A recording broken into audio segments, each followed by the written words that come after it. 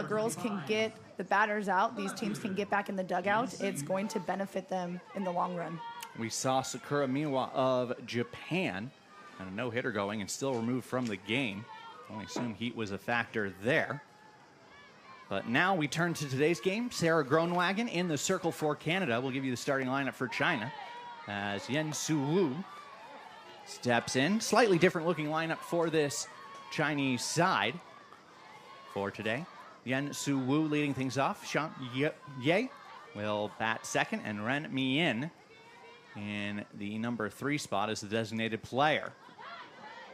Punches at it does CU. That will put the count at 0-2. Is Groenwagen able to jump out early in the count? This game underway on time at 2 p.m. Every single game has started right on time. This tournament running like clockwork.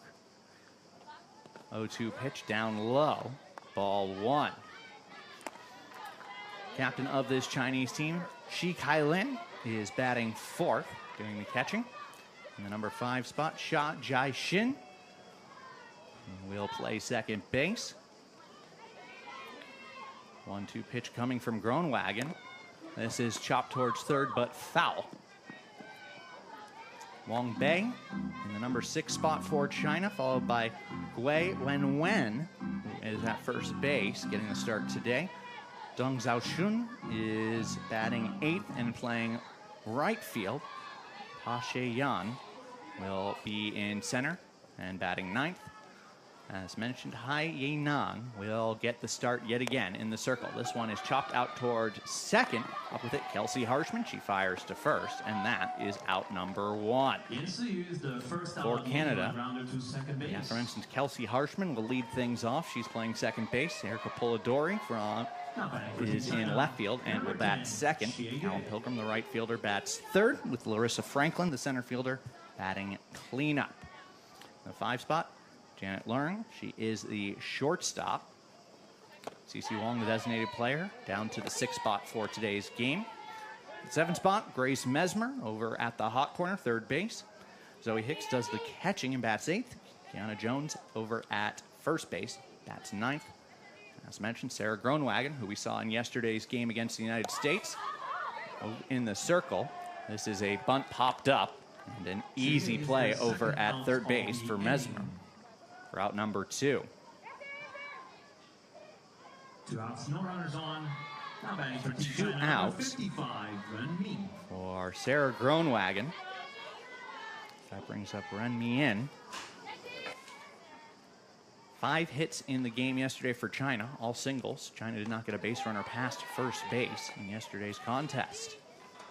I think that's going to be key if China wants to compete here with Canada. They have to put the ball in play. Force Canada to make those defensive outs, especially if Canada's out there in the heat for a while. But that's going to be their key here, is putting the ball in play, forcing Canada to make those plays and tire them out. Canada has a big game tomorrow against Italy, trying to get some momentum here. So as much as China can kind of pick away at them, it's going to give them a better opportunity to produce base runners and runs and potentially lead themselves to a win. And that was something we saw yesterday against Alice Nicolini of Italy. Only 1 strikeout on the day, a very aggressive Chinese side. They put the ball in play quite a bit. While they weren't able to get too many hits and weren't able to score, that was clearly the tactic they were going with. Yeah, and if China can't catch up to Groenwagen here, they start to play that short game. We talked about that last night as well. Try and bunt, try and slap, get the corners to be running in, sprinting every now and then. That's going to tire them out. It's going to play a factor in this game. So seeing the ball, keeping their hands above the ball, forcing the ball down, is going to help them. It's not necessarily those long balls, but just putting the ball in play. 2-2 the count now. Groenwagen delivers. This is foul back and out of play. We'll do it again. Something else of note, and given the heat, this will be a factor for sure. Groenwagen so far taking the longest time of any pitcher we've seen in the circle across the first 6 games of this tournament. She's normally starting her delivery with 4, even 3 seconds left on the pitch clock. That means she's spending even more time in the hot sun. And Canada wearing their all-black strap, all-black kit here today. This is skied out towards shallow right field. Giving chase is Kelsey Harshman. She'll make the catch in fair territory. And that will be out number 3. Down in order goes China. 1, 2, 3 in the top half of the first. China nothing. Canada coming up. You're watching the Women's Softball World Cup Final here on GameTime.Sport.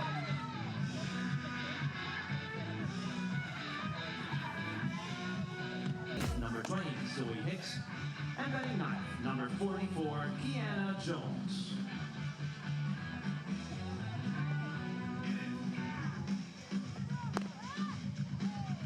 Bottom half of the first inning. First at bat for Canada in this one. No score through China's first half inning. They went down in order 1, 2, 3. It will be Harshman, Polidori, and Pilgrim due up for Canada. And this, both teams' second game of the 2024 Women's Softball World Cup Finals. First pitch here from High is in there for a strike. High pitched the first 5 innings, 5+ innings, I should say, of yesterday's game against Italy. Ended up with a rather ugly final line. Not really indicative of how she performed. Final line, 7 hits, 4 runs all earned, 1 walk, 4 strikeouts. But up until that final inning, only 2 earned runs. It was really settled down and keeping the Italian side off balance. It's the Italian side that looked quite nervous during yesterday's game. 2-1 the count to Kelsey Harshman. We talked about that a little bit yesterday, Amanda, in terms of the mentality. Something that continued on today with the added pressure of all these moments, particularly now with these teams that are down and haven't won their first game. Puerto Rico, for instance, in the first game, came out, only had 1 hit, and lost in 5 innings. So a bit of a surprise there. Both these teams now in a position where they're in a must-win game on the second afternoon. Yeah, sometimes, you know, people tend to say, oh, first game jitters. Maybe you're a little nervous. In the circle, this is the World Cup. These are the best players in the world, so I don't like to give excuses of nerves, but there are nerves. China coming in playing the host team of Team Italy. The crowd we had last night was amazing. The Italian fans are known for being rowdy, and they were. So that does play a factor. But now China's recovered. They've had a good night's sleep, I'm sure, coming into the second game. But they still need to go after Canada. They have a loss. They need to give themselves momentum. High, like you said, pitched those 5 innings and did well. So I think her game plan today should keep Canada, if they're going to hit the ball, keep it on the ground. We don't want to see Canada hitting those long balls. Put it on the ground, make your defense make those plays like we've seen China make. And that's going to help give them momentum and give them some positiveness after last night's loss to Italy. Count is full, so High having to work to the first batter here. Harshman doing a good job. A pitcher who threw a number of pitches last night. To your point about the Italian crowd last night, just shy of a sellout here, 2,000 in attendance. Full capacity here, 2,272 with the current seating. Ball 4 to Kelsey Harshman, so the leadoff runner is aboard for Canada. Harshman not afraid to move either, so look for her to take off in the next couple of pitches. Brings up Erica Polidori. Had an RBI double in yesterday's contest against the United States.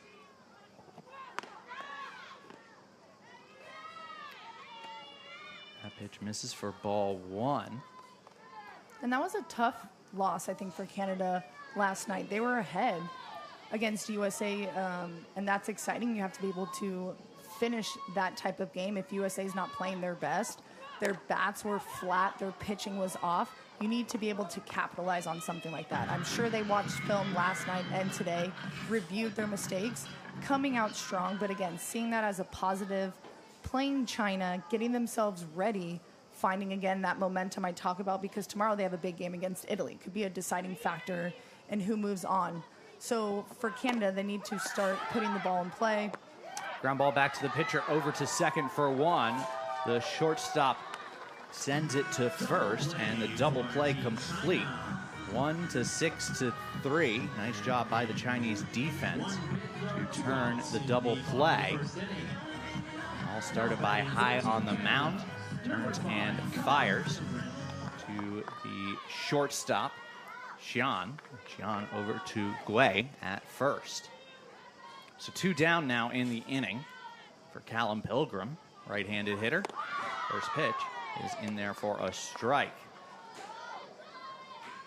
Mariana Prins from the Netherlands has home plate as the umpire today.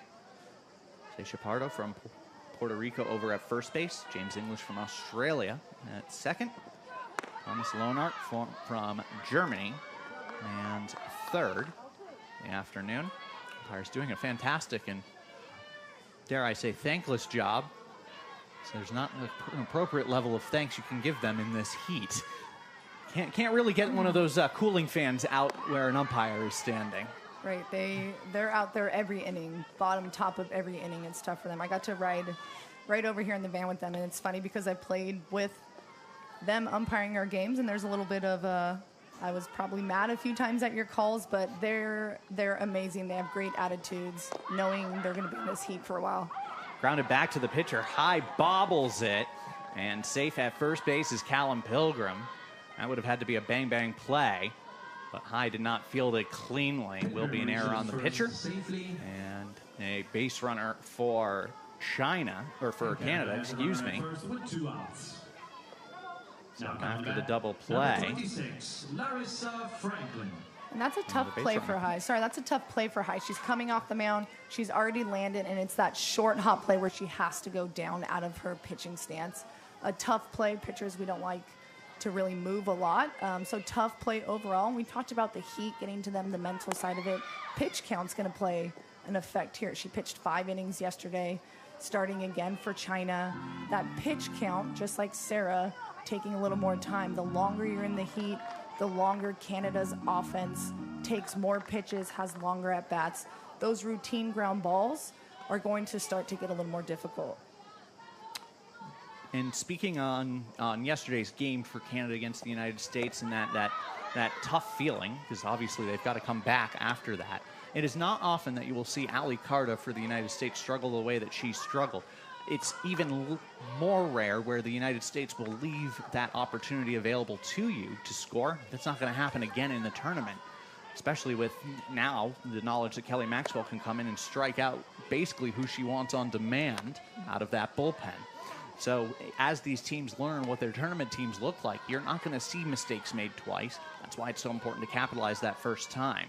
Absolutely. I can guarantee you're not going to see Ali Carta throw like that again in the tournament. She's going to want to be throwing the championship game if she's in it. And again, we talk about strikeout there for Hai. The throw down does not matter, as that is the final out of the first inning. Don't you hate it when softball interrupts a great point? We'll be back in a moment. We're through 1 inning of play. No score here between China and Canada. Here on Game Time Sport, you are watching the Women's Softball World Cup Finals from Castellón de Estrada.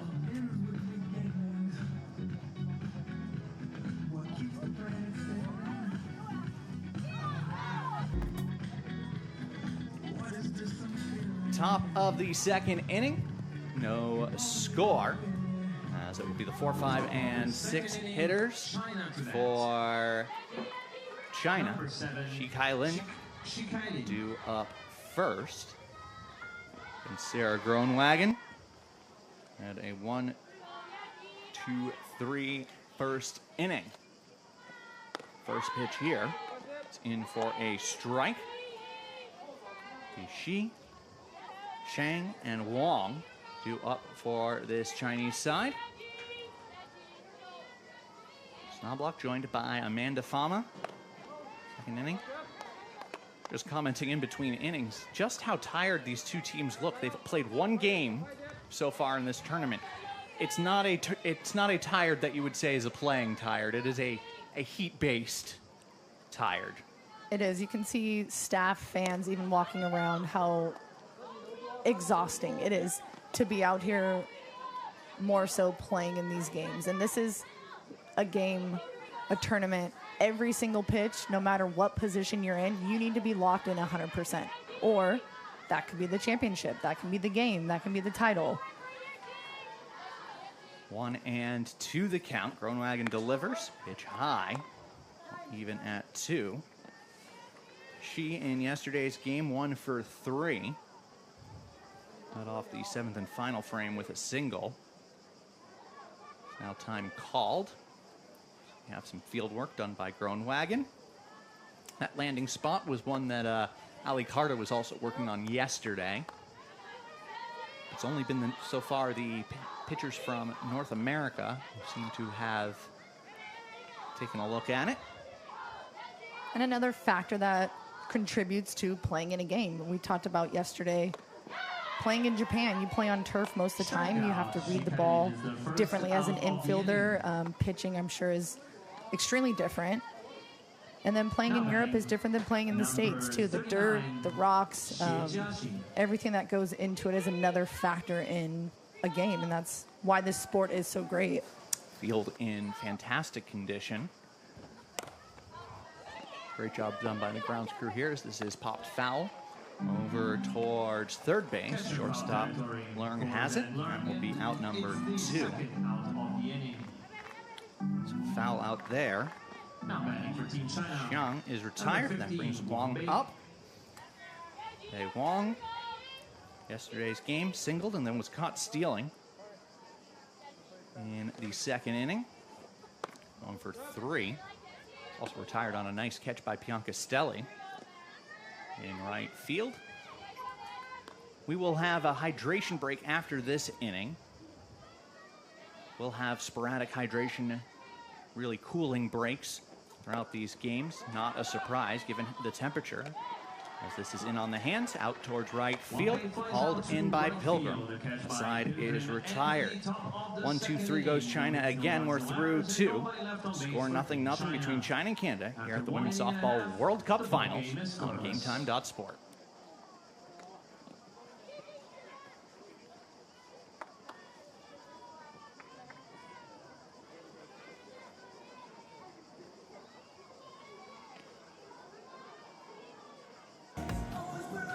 Bottom of the second inning, no score between Canada and China.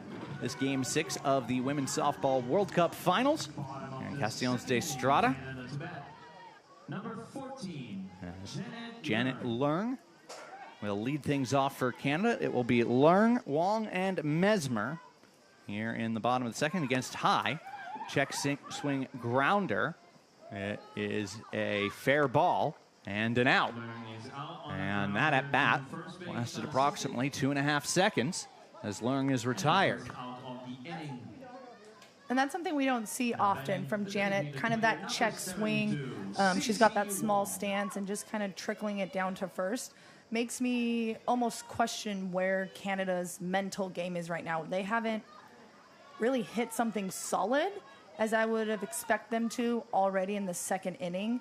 So seeing Janet kind of trickle that down to first is going to be interesting how they kind of come about these next couple innings. And it could be that heat-related exhaustion that we were just mentioning.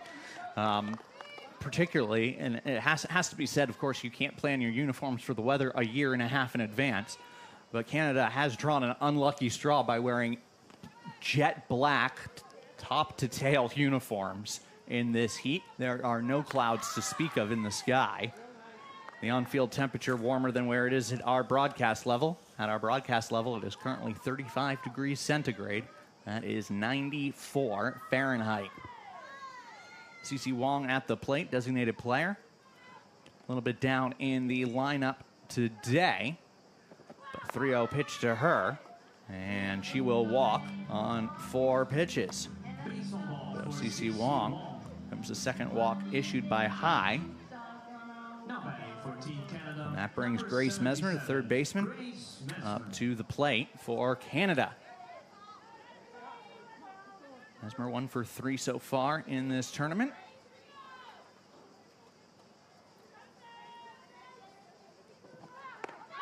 As first pitch over the outside corner for a strike.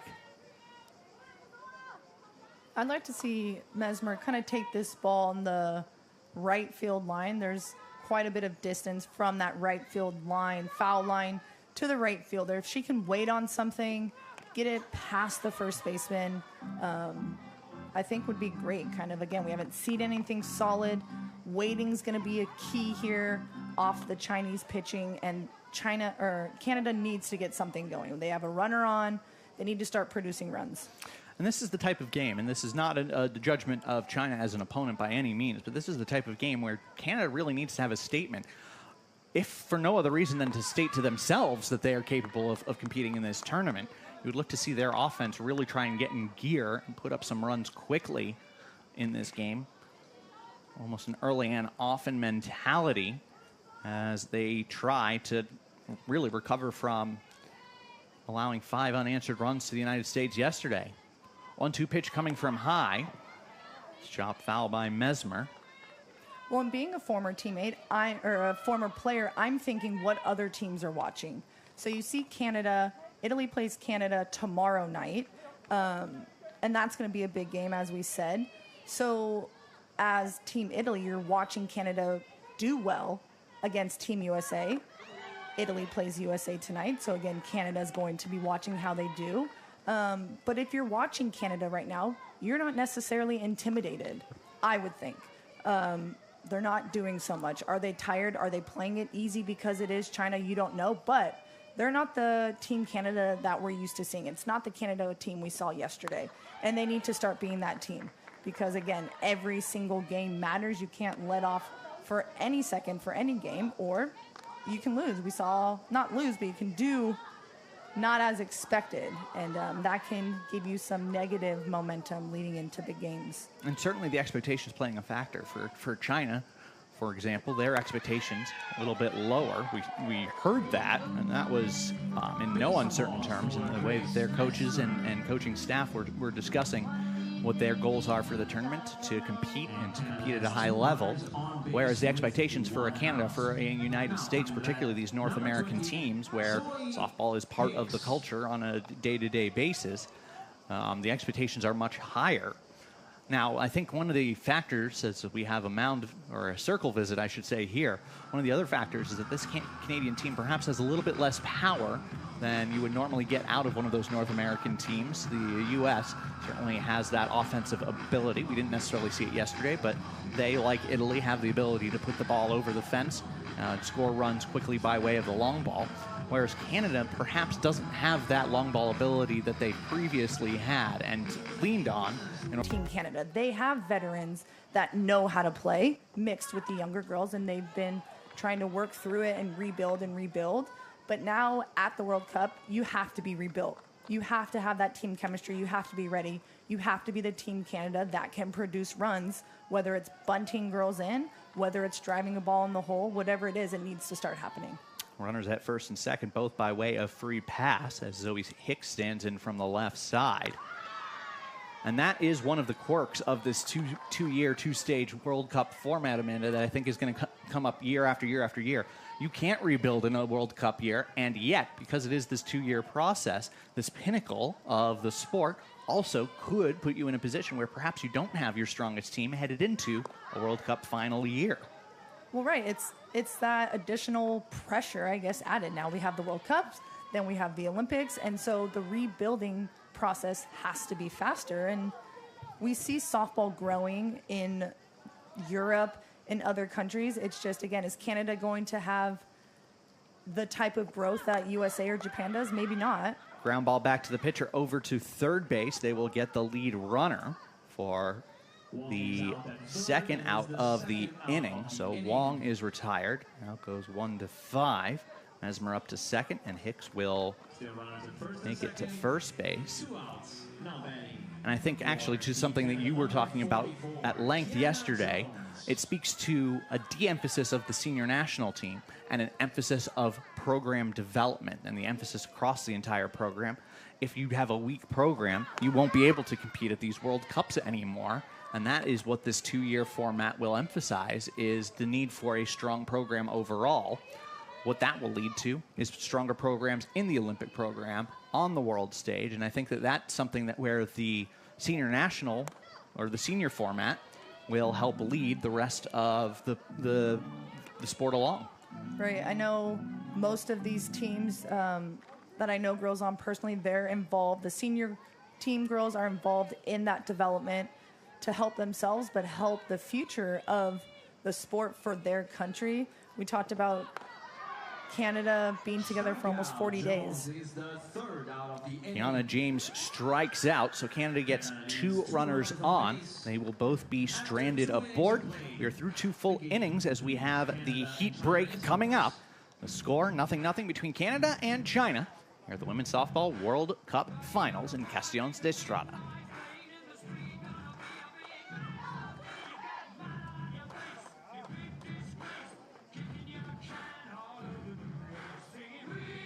Coming to bat.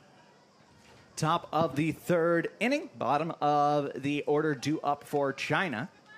Leading off Li with Gui number 23, Wen Gui by Wen Dong Xing Wen. Chin and He Zhaoyang due up against Sarah Groenwagen. Had the timing of the heat break incorrect. It will be after the 3rd inning. Although really, it will be whenever the players need it, if we're quite honest, with how hot it is out on the field. Not necessarily a surprise that they need a little bit of extra time. Quickly ahead in the count is Groenwagen, 0-2. That heat break was introduced to me when I started playing with Team Italy, and I think it's great. It's so helpful. Just a couple extra minutes to gather yourself. Strikeout. Gui Wen Because Wen it gets is so the hot out there. You first don't really out of the realize inning. it until you get back in the dugout and then have to go back out. Nice pitch there by Groenwagen, going up and away. And a swing through there from Hui. Dong Zixuan. Hui did not start in yesterday's game. Came in as a pinch hitter in the final inning, made the final out of the game. As now Dong steps in. That is ball 1. I'd like to see Dong kind of drop a bunt here. She showed first pitch. Was it a timing? Was it to kind of mess up Sarah? I'd like to see her drop one and see the defense do their thing and make an out. And that's where the heat becomes tactical, almost, is to get the defense moving, particularly, again, not to labor the point, but Canada in these black uniforms standing out on the field. The longer they can have Canada out there, the more tired they will be. So the longer they can have them moving, get them moving, and extend these at-bats, the more the advantage goes towards China. And Dong there was thinking about the bunt. The entire infield moved. She pulled the bat back. It's a ball anyway. 2-1 the count. Well, when you have a game like this, not a lot of action, plus the heat, you start to zone out. Even for half a second, that's a difference. Your reactions become slower. Your feet get heavy. You're in cleats. You talk about the black uniform.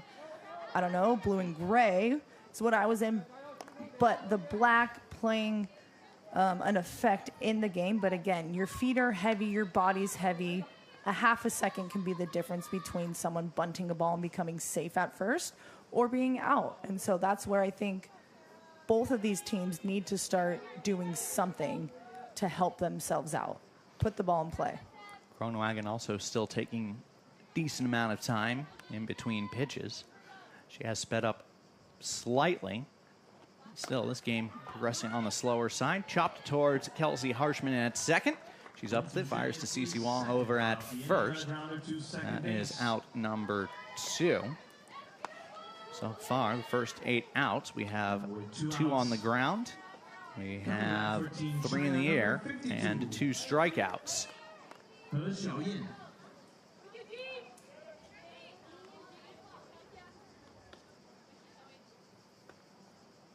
Two of those in the air, foul pop-outs. Strike over to Hay, number 9 hitter, center fielder. China still looking for their first base runner against Groenwagen.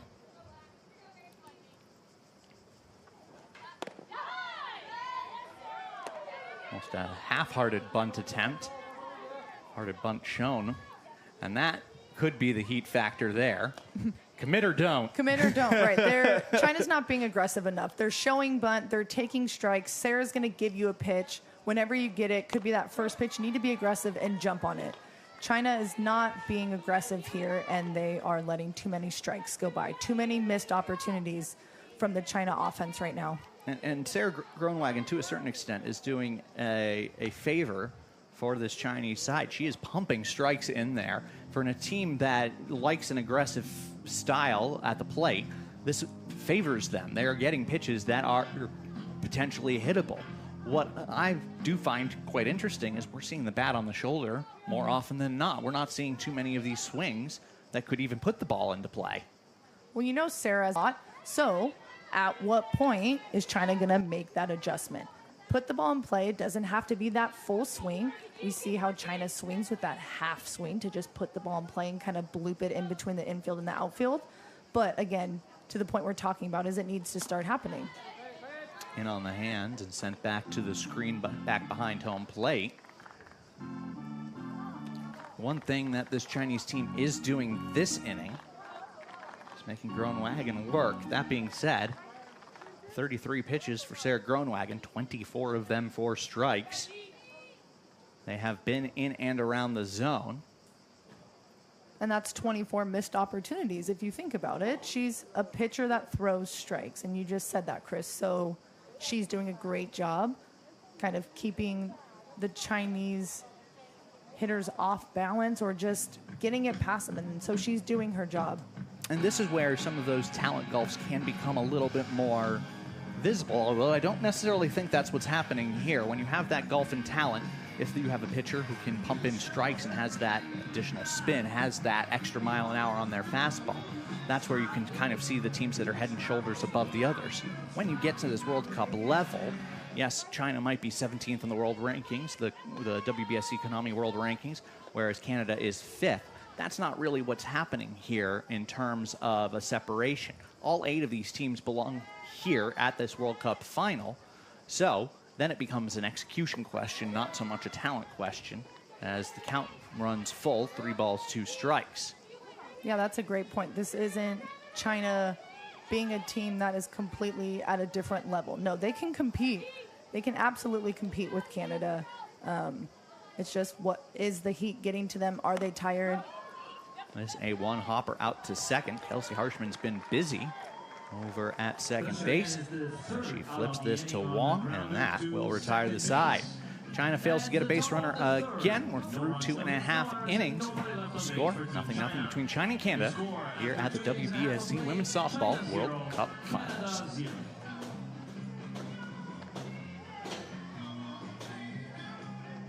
Ladies and gentlemen, we kindly remind... From a very sunny Castiglione di Strada, Italy, at El Campo Comunale da Softball. It is 0-0 between China and Canada. This, the 6th game of the 2024 Women's Softball World Cup Finals. As Canada sends the top of their order, Kelsey Harshman, followed by Polidori and Pilgrim, to the plate here in the 3rd inning. Against Hui, it's the first pitch, skied out towards right center, or left center field. Left fielder is under it, and Jan will haul it in. 1 pitch, 1 out. Harshman flies out. She reached base on a walk her first time up. This time she sees 1 pitch. That's out number 1. She's aggressive on that pitch, which I like. She's just early, so she pops it up. And you can kind of see her a little short step jog back to the dugout, giving me another thought that both of these teams are probably so exhausted right now. But nevertheless, this is the World Cup.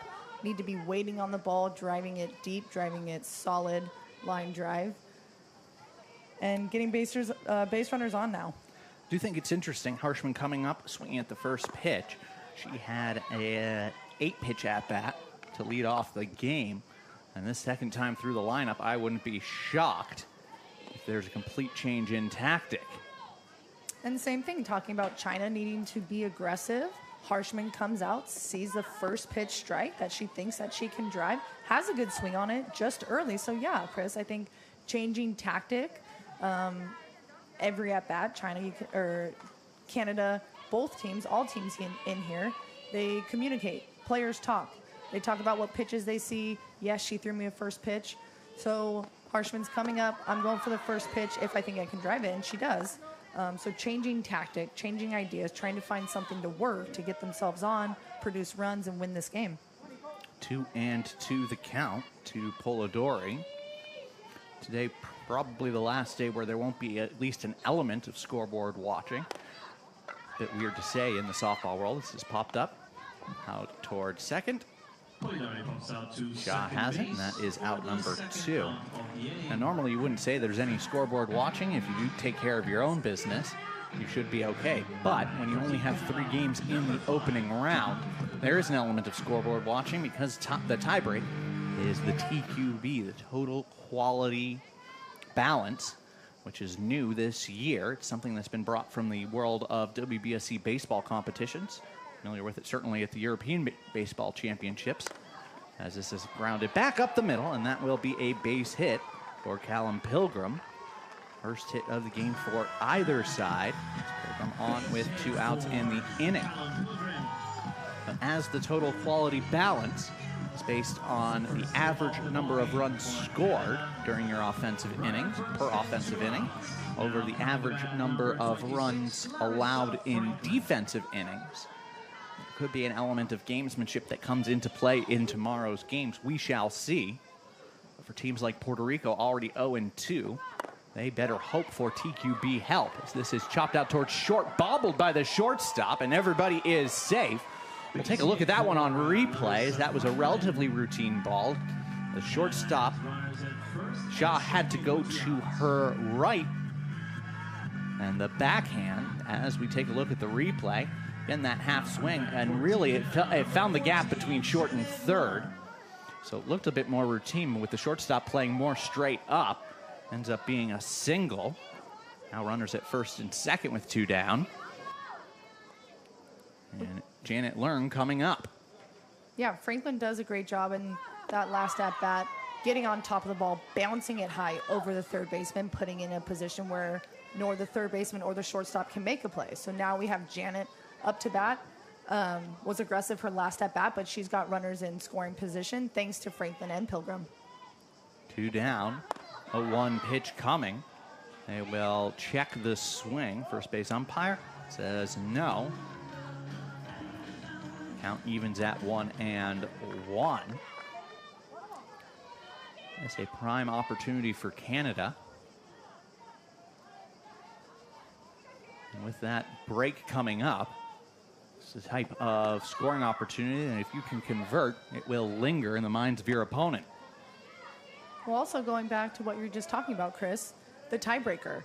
This is an opportunity for Canada to score as many runs as they can if they find themselves in a tiebreaker later on. So, can Canada produce runs here with runners in scoring position? They need to start to get as many runs on the board, not only for the win, but for a possible tiebreaker later.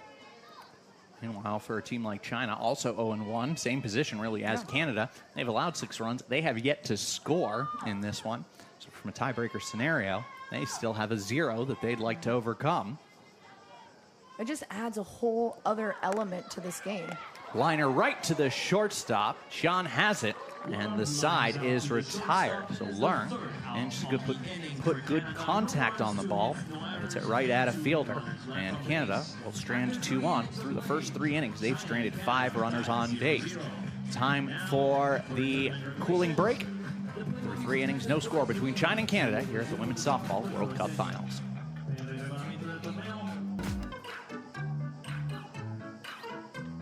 Score in this one between China and Canada in the 6th game of the opening round. Women's Softball World Cup Finals. And at the end of this week, we will have a new world champion. United States two-time defending champions from the 2018 edition, as well as the 2022 World Games. Of course, softball returning to the Olympics in 2028 as well. More opportunities to watch the beautiful game. Chris Knobloch joined by Amanda Fama, 2020 Tokyo Olympian. Speaking of the Olympic Games, definitely not shoehorning that in at all at your opportunity. Yeah, it's just exciting. It's exciting, obviously, the Olympics, the most renowned sports event, but just exciting for softball again. Like, it's been this roller coaster of a ride for softball, and I have family members that have been in the Olympics, so it's something close to us, but everyone knows we're working so hard, and now that it's finally back, Paris Olympics are coming up, and unfortunately it's not in there, but exciting for the sport overall and the girls that get the opportunity. Of course, 2020 was more of a COVID Olympics, so that was tough on all of the athletes, but being able to experience it again in this sport is something, I'd say, like magical again, and we'll talk about it any opportunity that I get. Popped out to short. Lauren hauls it in for out number one. And yeah, especially with the Olympics coming up, starting somewhat unbelievably in a couple weeks' time in Paris, in Europe. It is hard to believe that we're talking about the games again. I think it feels a little bit weirder as well, because we are talking about the 2020 games as if they happened in 2020. They did not. 2021. But hopeful return to some normality. And then by 2028, the normality of having softball in the Olympics full time. Hopefully something that sticks this time and isn't something that is removed again. Well, and it's going to move so fast. Shaw hit by pitch there. You don't often see a pitch miss that much, as that got her in the top of the 1 on the 10 on the back of the uniform. Or the top of the 0, I should say. Yeah, Sarah crossing over a little bit too much. Something you don't see too much from Groenwagen. For Team China, number 55. Trainer checking out Xia at first base. As coming up is Ian Ren, or Ren Mien, excuse me. That is the first base runner of the day for China. Actually had something similar happen in the opening day. First base runner, only base runner in the opening day between Japan and Puerto Rico. That Sakura Miwa allowed was on an error. That was to lead off the second inning. Apart from that, allowed no hits, allowed no walks. First pitch to Ren is a strike. This is lined foul up the third baseline and out of play. So we've talked a lot about the future of the sport, the development of the sport, and basically this world infrastructure and how all of the sports are developing. And that's kind of the macro level of looking at softball as this worldwide game. The focus, however, is going to start to shift as this tournament progresses into this micro-focused on each of these moments in the game. And we've touched on this throughout, how each moment of the game matters so much. But as we head into the Super Round, as we start to get into these later games, even though it's just the second day, where we have late innings and a scoreless contest, it's starting to magnify to a certain level. And it's nice to have that juxtaposition between this macro, look how big the game is getting, down to the micro of needing to get that one pitch, that one out in a World Cup finals. Well, that goes to show you how softball's progressing. It's not USA dominating over Canada anymore. It's Canada leading 2-0 until almost the third, I think, inning. These teams, these athletes, these federations and organizations are getting better, and so it's hyper-focused on each play could be that deciding factor, and that's another way to see how the sport is growing, but also adds more pressure to each player, each pitch. This one flared out to right field. It will get down for a base hit. Pilgrim overruns it. That will allow for Xia to end up at third base. She goes first to third. It is a base hit for Shi. Ren was retired looking on the strikeout. And now, China threatening first and third, 2 down. And that's almost exactly what we're talking about. Pilgrim overrunning that ball, letting it get past her, allows China to advance an extra base, putting themselves in a scoring position to take the lead in this game. And so one pitch, one ball in play, one overrun ball getting past you, any type of minor error can be that deciding factor. So are you hot? Are you tired? Is this game moving slow? Yes, but focus, set yourself up so those errors aren't happening and this game isn't as stressful because of one play. I stand corrected, first and second now with 2 down. It's that overrun by Pilgrim, leading to 2 extra bases. First to third, or second to third, I should say, for Xia. And now the courtesy runner Ren over at second. This is fouled back by Xia. Shaizin, left-handed hitter, batting in the 5 spot. Popped out to shortstop in her first at-bat. She's behind in count, 0-2. That's a bit of a critical moment for China. First time they've had runners in scoring position in the tournament. Pitch misses high and away. I will say, for all the command that Sarah Groenwagen has shown, and the velocity as well, there is a little bit of predictability to her pitch pattern at the moment. She'll throw the first 2 strikes. She will waste a pitch high, and she'll waste a pitch away. At least that's what she's been doing. That pitch went out over the plate, skied out towards left field, caught just in foul territory, and the side is retired.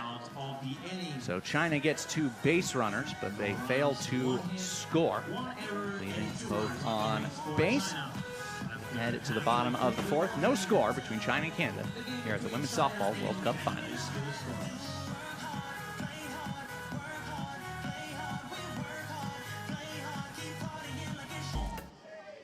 Cece Wong leads things off for Canada. Wong, Mesmer, and Hicks due up against Hai. Canada has stranded 5 runners through the first 3 innings. Meanwhile, China just had the first runners in scoring position they've had all tournament. Failed to score. Currently, tale of missed opportunities on both sides. Misses off the plate 2-0. Personnel block joined by Amanda Fama. And Amanda, we've talked kind of in the abstract about these tactical moments. We've talked in the abstract about softball development. But now, really, we're getting down to the nitty-gritty as we get to the later innings here in this game, and really as we get to the second half of the opening round of this tournament, where it's really a much more critical evaluation of these teams, what they're capable of, and who's going to have a shot at the world title. Yeah, and I think I'm a harsh critic, just being a former player, like how intense and how important each at-bat matters, how everything matters, especially when you see these 8 teams, for the most part, being pretty even. Something we're not really used to. Usually USA, Japan dominate, and we're not seeing any domination in any team here. So it's crucial. I nitpick every little thing in every at-bat, just being the player that I was. But again, it's crucial for these teams, even if you're playing USA or if you're playing China or Italy, Japan, you need to come out every second like it's the championship game. Any surprises so far in this tournament that you've particularly seen? I mean, the obvious one is that the Netherlands were able to defeat Puerto Rico, and that Puerto Rico is 0-2 to start this tournament. Cece Wong lines this out to right field for a hit. 1-for-1 on the day now, and on base twice. Yeah, Wong's doing a great job. Like we talked about, she's been on twice. She drives this ball into right field, getting herself on for the second time. So she's doing exactly what she needs to do to help her team win. It's just going to be if Mesmer, Hicks, Jones, the rest of the lineup can do what they need to do. And I think that's where I've been a little surprised is not seeing a lot of runners left on. I'd say that's happening quite often in all of these games. Again, the pitching that all of these teams have out, it's a pitcher's game. They dominate. They've been doing so well. So have I been surprised about anything? Not really. The Netherlands beating Puerto Rico, that was an exciting game. Again, a bit of an upset. USA coming out and having a hard first game, something I think we were all unexpected to see. But for the most part, I think it's a pretty even playing field, and that's going to make the rest of the tournament so exciting. You don't know what's going to happen, so you're going to tune into every game, tune into every minute, and see what happens. We'll keep things right here. Obviously, we have a pitching change if you've been watching on screen, as Wei Yingchen takes over for Hai. Hai 3+ innings, 3 hits, 2 walks, and 2 strikeouts, responsible for the runner effort, CC Wang. But a quick hook today for China. That goes back to what we were talking about, some learnings from yesterday. If Hai is going to start every single game, that is all fine and well. But a quick hook today, as Hai was left in for perhaps a bat or two long yesterday, and we saw with some monumental home runs. Yeah, and you think, too, she tends to start every game. Do they want to push her to a point where maybe she overheats? But she's also been doing very well against Canada. Canada hasn't been able to time the ball up, besides Wang, really. And so now with no outs, do we see a bunt maybe? Do we see Mesmer get the green light to swing away? I don't know. I think I would have left Hai in there one more at bat. I think I would tend to agree with you. Wei did appear in yesterday's game, an inning pitch, 2 earned runs on a pair of hits, no walks, no strikeouts in yesterday's contest. Left-hander, she delivers. China is expecting a bunt with Gui over at first base, in even with Hui. 0-1 the count to Mesmer. This is sent out towards left center field. That will get down on a hop. It hits the wall. Wang being waved around. Could be close at the plate. The relay throw is not in time. CC Wang will score. Mesmer up to third base. She is safe.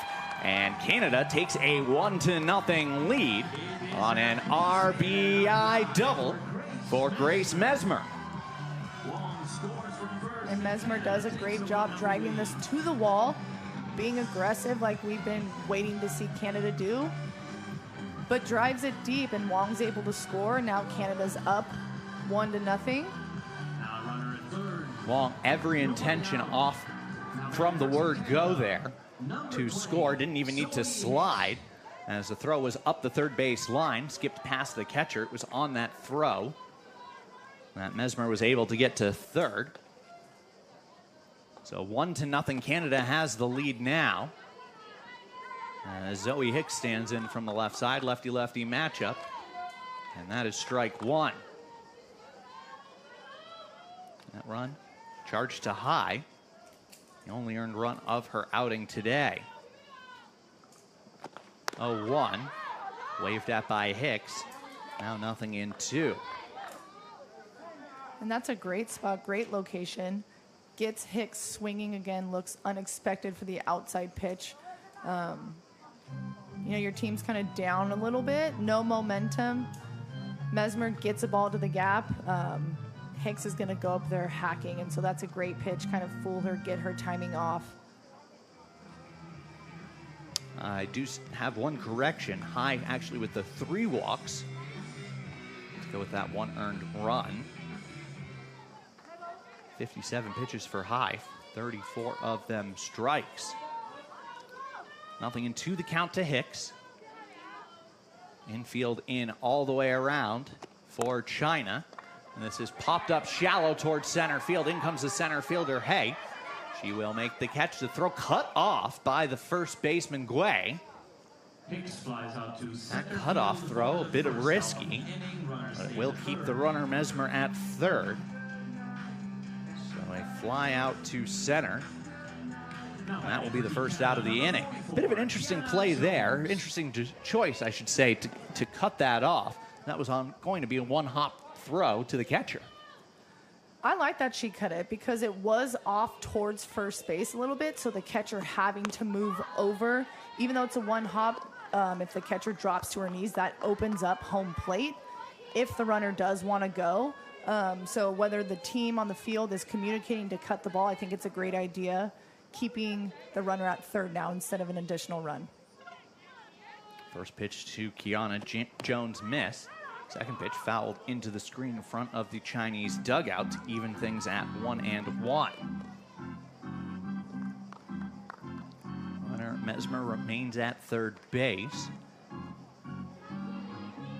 You can tell everyone matters because China has kept the infield in all the way around. It will only take a flare really to the edge of the infield to score this run from third. Outfield playing straight away. 1-1 pitch, foul back to the screen. 1 ball, 2 strikes. Right, this is still just a 1-0 game. It's not a blowout, and so China playing in, trying to eliminate the runner at third, advancing home, is a good decision. This is a big field. We talked about how big this field is, and so the outfield does still need to play a little deep because Jones has power, and it's a tough situation. 1 ball, 2 strikes. Wei delivers. That pitch misses up 2-2 the count.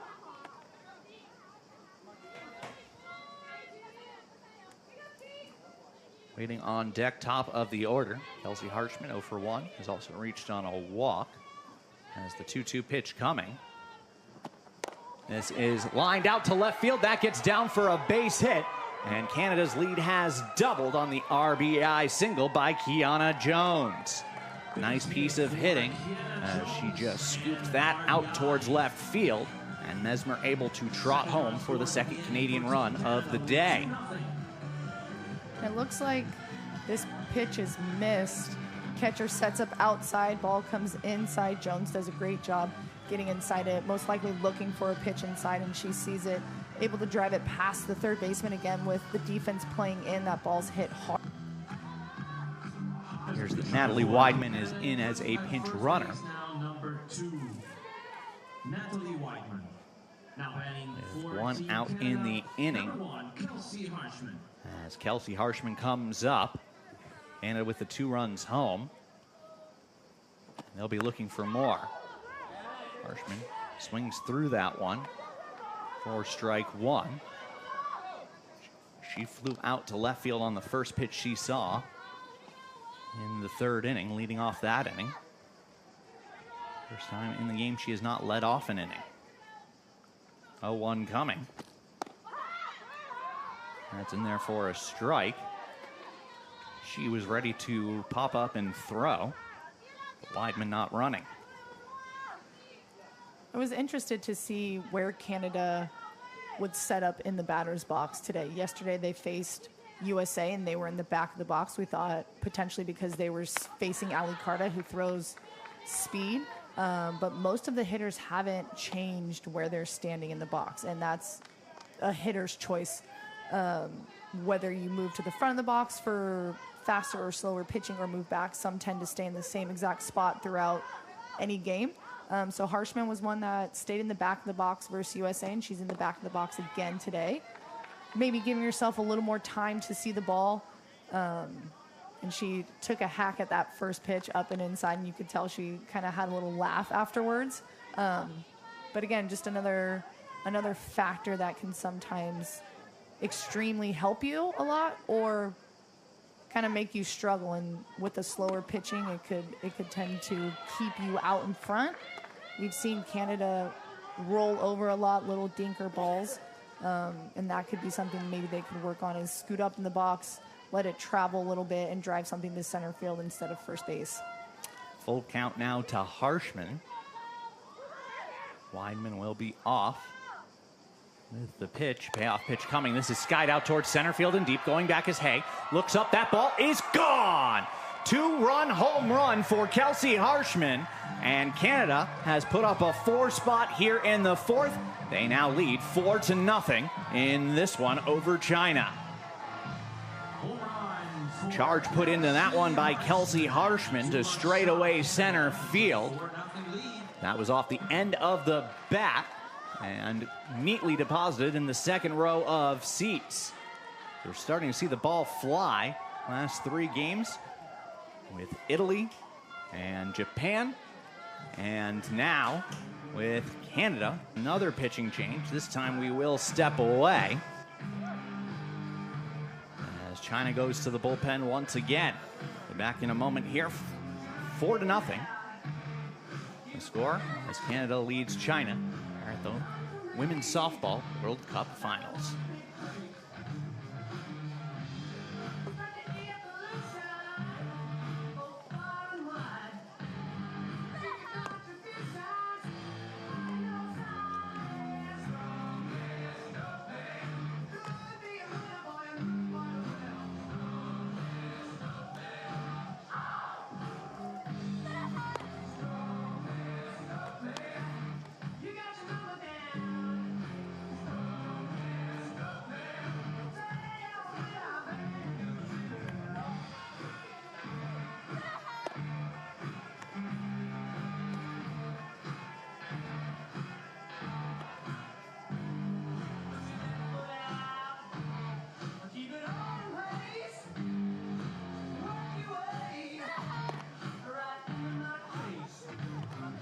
Change for Team China. Replacing number 3, Wei Chun is... And Wei going a third of an inning, 3 hits, 2 runs, both earned. No walks, no strikeouts. And now Liu into the game in an attempt to stop the bleeding. 4 runs home for Canada this half inning. And a 4-0 lead. As Polidori is up, 0 for 2 so far in this one, as the 1-0 is fouled away. I think as we see Canada's bat start to come alive, see the Canada team we're expecting, it makes you question a little bit if taking High out, the starting pitcher, if that was the right call or not. But again, she tends to start all the games for China. Want to give her a little bit of a break, but again, at what point is Canada's team, what time of the game is their offense going to start alive? And it's the 4th inning. They've been through the lineup. They're that team that doesn't last very long doing bad. And so now China needs to, I think, keep them at bay, not let it unravel too much here. And especially because, as we saw in the first game today, the run rule will sneak up on you. It's only 7 runs after the 5th inning. So really, once you get to that 3-run lead, all of a sudden you're at that tipping point where you can attempt to run rule a team. And so it's 10 runs after the 4th inning. There's no real danger of that just yet. But 3 more runs before the end of the next half inning for Canada, they now have a chance to walk off China. And frankly, with this heat, a run rule, getting 2 innings back and not having to send your players, not just your pitchers, but your players out there for 2 more innings, that might be the difference in the tournament. Forget the runs, forget the actual plays on the field. Right, definitely getting out of the heat is something every team's going to want to do. But again, pushing for as many runs as you want. If you can run rule a team, great. If you can get out of the heat, great. But to put as many runs on the board as well. Meanwhile, for China, they'll try and stop the bleeding. While it's not necessarily a straight run differential, they've yet to score in this one. And that would mean your TQB calculation would be unbalanced at the moment. That does not mean I will do math for you live on air. But first, China needs to win a game, at least one game, for that to be a factor. This is skied out towards right field. Dong does not need to move at all and will make the catch for out number 2. So Liu gets the first out since entering this game. The second out of the inning. That brings Pilgrim up, the 7th batter of the inning for Canada. Alan Pilgrim. It's been on base twice, reached on error in the 1st inning and on a hit in the 3rd.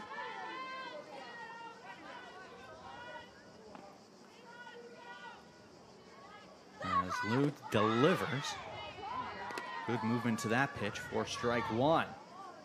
Yeah, that's a great pitch. A lot of movement. And Liu has an interesting windup. We've talked about the release point of some pitchers, but she gets her glove, the ball in her glove, all the way up to about her hat and then takes it out. So it's a little difficult for the batter to spot the ball and track it all the way throughout the windup because it's not coming out at her hip to start the windup, more or less up by her hat. And that makes it a little difficult, a little less time for these Canada hitters to track the ball. Foul back and out of play. Also a heavy user of the rosin bat, and particularly in conditions like this.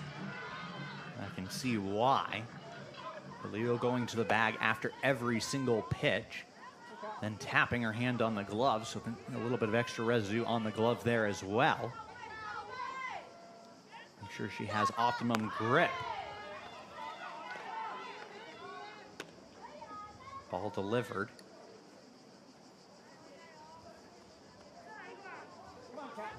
One downside is it does slow the game down quite severely.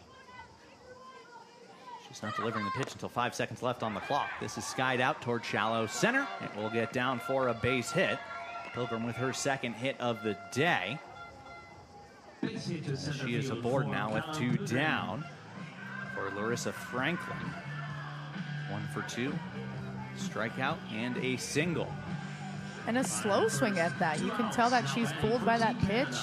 Liu comes in with a great off speed, but able to slow the bat down long enough and put it out in the outfield, dropping in front of the center fielder, putting herself on base. It doesn't really matter how you do it, but get those runs. Starting and stopping at first base is Pilgrim. It's the first pitch in there for a strike to Franklin.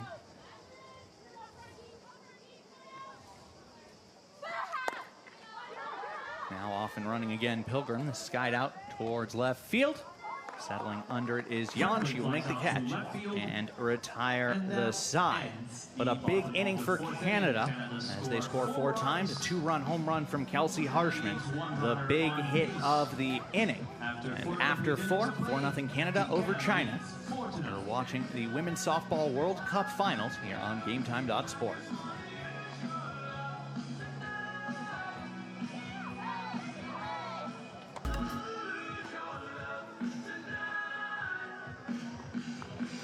Top of the 5th inning, and Canada will go to the bullpen as Katie Korstrom will enter the game here.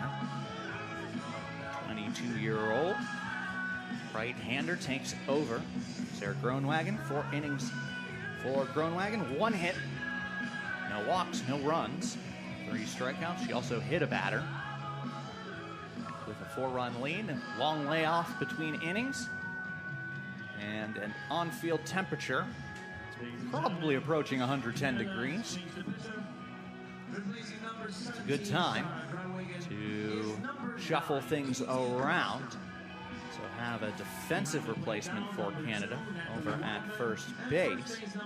Zoe Hicks takes over there.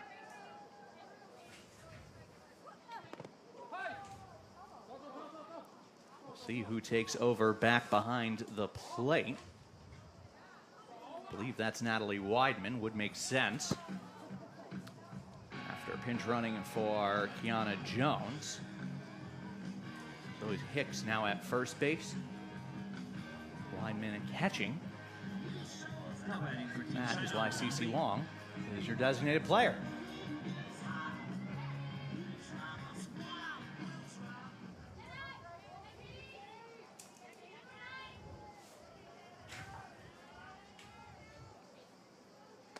Korstrom, ready to rock and roll. Pitch is in there for a strike to Wong Bei, who out to right field to end the 2nd inning. So 2 base runners so far for China in the 4th inning. Wong Bei is the first out of the inning. Wong is retired by way of the K's. 1 batter, 1 strikeout. Katie Korstrom. And that brings up Gui. struck out to lead off the third inning. One of the 3 strikeouts for Sarah Groenwagen. This fouled back towards us and out of play. Chris Knobloch joined by Amanda Fama here. 5th inning.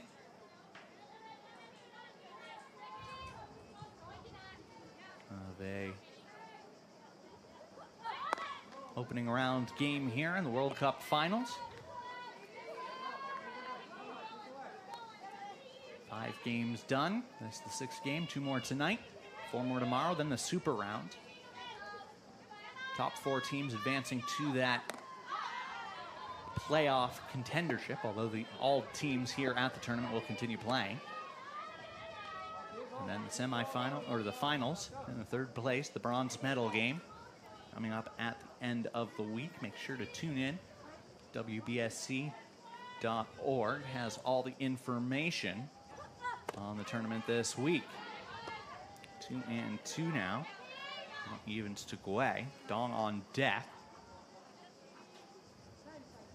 This time called at the plate. Amateur groundskeeping. Now back at it. 2-2 pitch. Skips in there. Count runs full. A lot of lefties on the China roster and starting to play effect on that left side of the batter's box.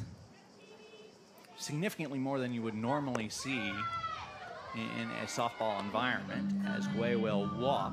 I think that's been compounded as well. The Japanese side also has a lot of left-handed hitters.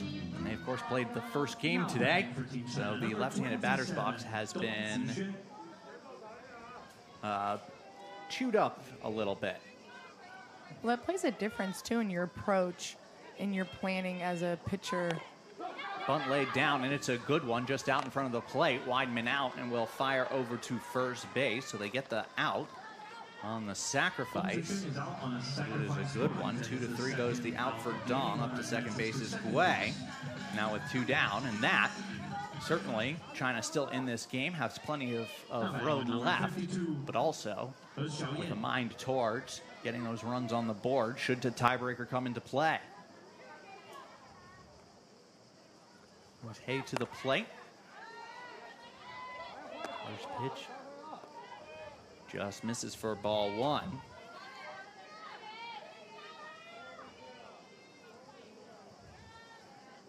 And I'm sure there's players out there that are a little guilty of thinking if it's a game like this, it's hot, it's tiring, moving a little slow, you just want to get the game over with.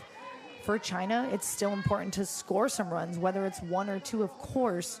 Your mentality is you want to win this game. You want to win this game no matter what the score is. But it's still important to get as many runs across the board no matter what the score is, because in case of that tiebreaker. So China has an opportunity here to get some runs on the board.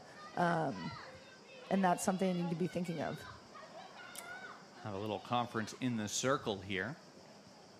The infield gets on the same page. And to your point, these normally what we would refer to in the baseball world as the dog days of summer.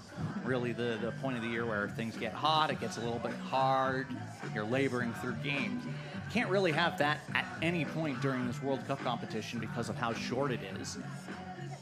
And with some teams on the road, particularly this Canadian team, they've been together for, what is it, about 8 weeks, I think we were hearing.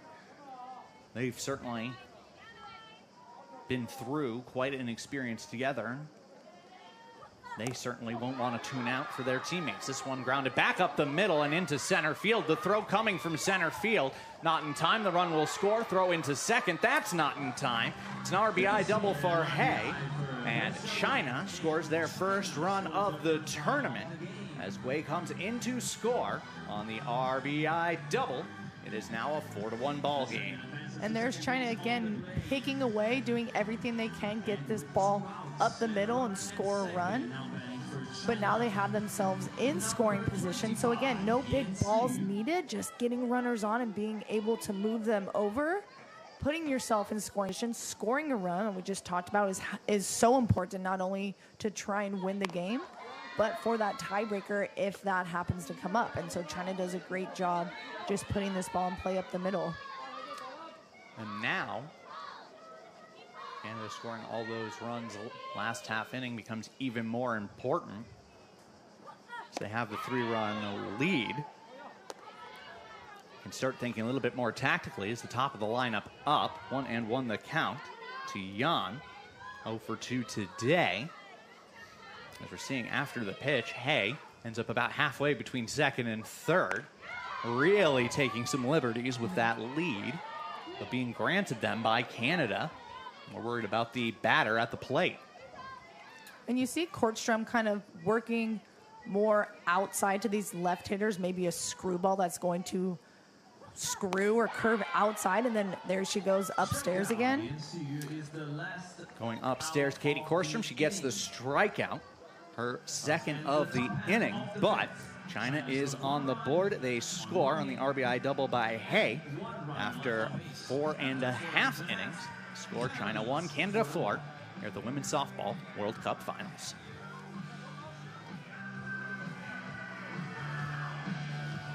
Ladies and gentlemen, we remind you that videotaping and flash. Bottom of the 5th inning. Batting for Team Canada, number 14, Janet Leung. Bottom of the 5th inning. Janet Leung leads things off, 0 for 2 on the day against Liu. As she is back on the mound, or in the circle, I should say. Too much baseball on the brain there. Leung, only batter not to come up for Canada last half inning. 4-1 the score. And scoring 4 times last half inning or last offensive half inning. Meanwhile, China getting one back. And Janet's going to have to come alive pretty soon here. This is a good opportunity for her to hit the ball solid, give herself some personal momentum. Leading into tomorrow's game against Italy is going to be a huge game for both of them. Janet's one of those players that leads this team offensively and defensively. She's a great role model for the younger girls, but now she needs to start producing on the offensive side. 2-1 pitch fell back to the screen. Also has a bit of a unique batting stance. Legs very close together, not a very wide stance. We're able to see that really well from our broadcast position. And I love it because she usually starts with a very narrow stance. When she's struggling, when she's got 2 strikes, she widens up. That means she's shortening up. It means her swing's not so long. And I love to see it because that's very difficult for athletes to do, to have the restraint to not go to your normal classic swing. But she gets chokes up on the bat a little bit, and she's just trying to put the play in hard now, and I would expect her to get a good ground ball. 2-2 is skied out towards right center. Hey, the center fielder comes in and to her left to make the catch for out number 1. Leung retired for the first out here in the 5th. Brings up CeCe Wong. 1 for 1. Run scored. Also walked in the second. Led off last inning with a single. Scored on the RBI double by Grace Mesmer. First pitch to Wong is in there for a strike. She's seen a lot of pitches today, has CeCe Wong. 3-ball counts in both at-bats. And you love that. You love an athlete that can take that many pitches and then produce after that. And she's been on twice today, giving Canada the momentum. But again, we talked about earlier in the game, pitch count for pitchers, them being out longer in the sun. And she's doing a great job getting deep in the count and finding a pitch that she can drive. Pitch misses high, 2 balls and a strike. We did spend a lot of time commenting, let's say, on Canada's black jerseys, which I actually like quite a bit, but in the sun, they might be a bit of a different. China, meanwhile, wearing, well, I wouldn't quite call it the national colors today. White tops, gray bottoms, black socks and sleeves, and blue shoulder yokes and letter outlines with the red cap and the yellow, shall I say, gold lettering. It is quite a color palette that they have put together. Ironically, a color palette that very closely matches Puerto Rico's. And Italy as well. Yes. Besides missing the red. And so I know with Team Italy, the blue comes from the royal family. but I'm not up to date on China's uniforms and what each color represents and how it strays a little bit. But that's another thing that athletes are so proud of. I know the blue, or the azzurri for Italy, is so proud and prideful of that. So that would be something to be interested in. Sent out towards left field. In comes the left fielder. She dives and cannot make the catch, as that will get past the glove of Jan. Able to recover and get to that ball is the shortstop Cha. That ball just dropping. A bit of a weird route taken by Jan, as Jan came to her right and then all of a sudden darting back to her left. By the time she did, ball was down. Sun might have been a factor, but it's more towards left field at the moment. Back behind where we are on the third base side of the bag. And we will have a substitution as well. You think of, as a left fielder with a left-handed hitter, that ball's going to be spinning. Could have a harsh curve on it. We couldn't really see the ball, went above our little box here, but that plays a factor, and that's why the read on the ball is so important sometimes. And you always want to err on the side of moving back instead of forward. And we see Jan kind of take, like you said, that awkward route, but the lefties are hard to defend because that ball moves so much. There has been a substitution. We can't see it from where we are sitting. Don't you know what that is? I believe it is third base for China. Now Grace Mesmer up at the plate. It is an error on the left fielder, Jan. CC Wong at second, one down in the inning. Mesmer with the RBI double last inning. 1-for-1 with a walk, run scored, and a run batted in.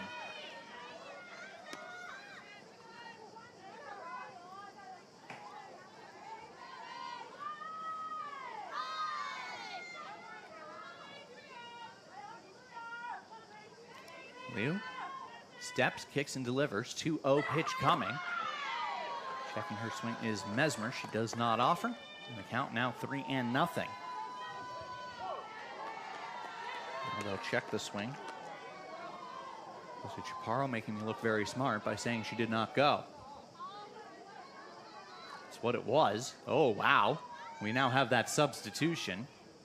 Chen Ting taking over in left field after the error. This is lined out towards center field. Hauling it in is Hay. The throw back behind Wong, not in time as it gets away from the shortstop. Backed up well by Guay. Wong had to dive back in, so that's out number 2. As that would bring up Zoe Hicks. A little bit of a misread by Wong at second base, thinking it's going to drop. It's not hit quite hard enough, but we talk about the fundamentals. If that's a lower throw back and getting China out of the inning. For sure. Certainly worth the risk for China to attempt it. Meanwhile, China taking no risk in terms of defensive replacements. And while that might seem particularly harsh, that is the margin for error in a competition like this. As it would appear, Yana Want will pinch hit here. Indeed she will for Zoe Hicks.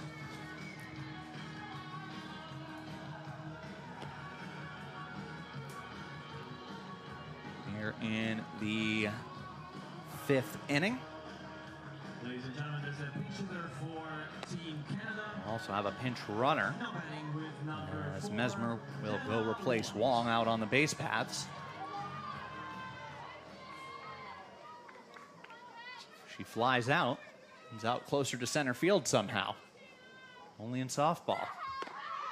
First pitch into Yana Want is a strike.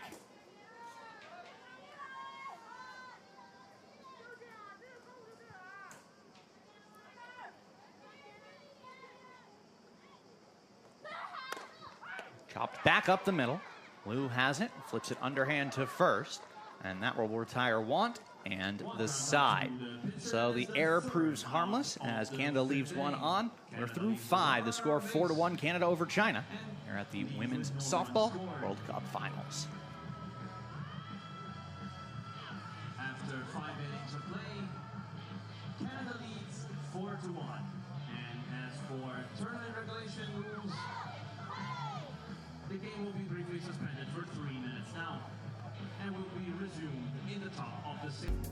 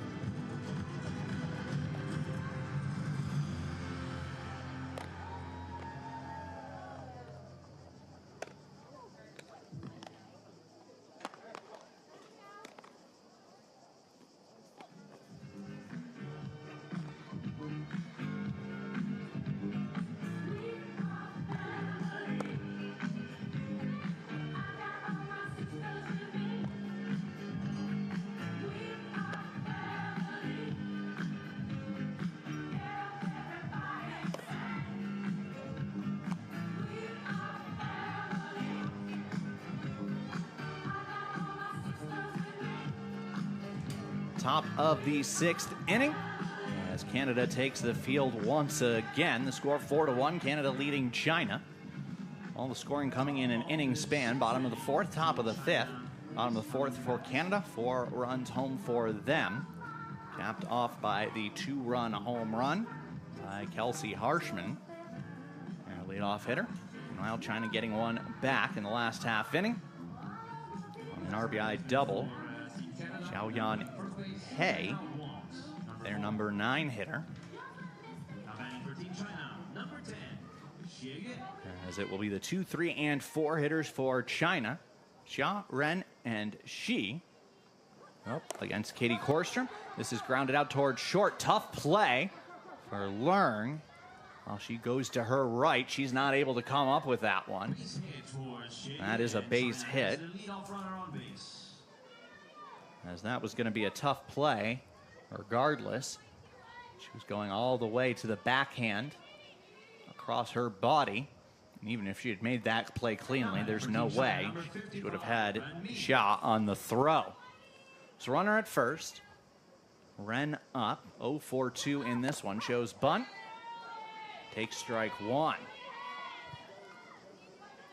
Well, going with that last hit, we talked about China just putting the ball in play. Janet Leung at shortstop is an amazing athlete, someone I admire at shortstop. That play is borderline routine for her, but again, to your point, if she's able to make that throw in time. So to see Janet kind of not even come up with the ball, questions again, where this team's at mentally, physically, those errors, the heat, it's starting to play a factor. And so now China again with another opportunity with a runner on. And certainly the question that has gone unasked, but I'll ask it anyway, is that play made earlier in the day? Is that play made if this game starts at a later time? And, well, obviously the schedule not meant to favor any teams, and certainly we are not implying that it does. Italy does get a slight advantage by having the night games. When the sun's going down here, they will not play in the direct sunlight, at least in this opening round. Of course, that done for the obvious reason. They are the hosts. They had 2,000 fans here yesterday. That's why you do that. You do have a home field advantage in a sense. But again, like me being the harsh critic, it is hot out, but you're professional athletes. You're the best in the world.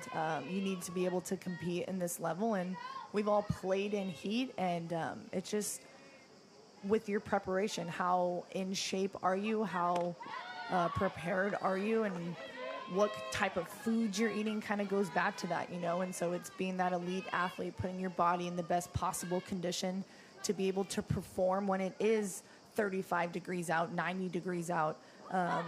Because this is when we play the sport. She lays down a bunt. It's a good one. Mesmer over to field it up to second base on the sacrifice is Xia. That will be the second out of the inning. Now goes 5-4. Covering over at first base, Jiashan Xia. Number 39, Shijiaxin. So now, or Jiashan Xia up at the plate, excuse me. It was Harshman who was covering over at first base. Heat doesn't just affect the athletes, folks. Some of our brains are melting too. Runner at second base is Wei Xia. Korstrom now ahead, 0-2. 2 down here in the inning. Korstrom looking to get out of this inning quickly.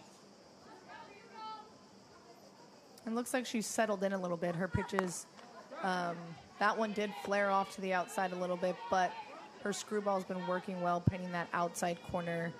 When China does catch up to it, you can see that it's the speed of the ball providing the power, but she's settled in now and has a few more innings, an inning or two, to get Canada to a win. 2-2 the count now, even.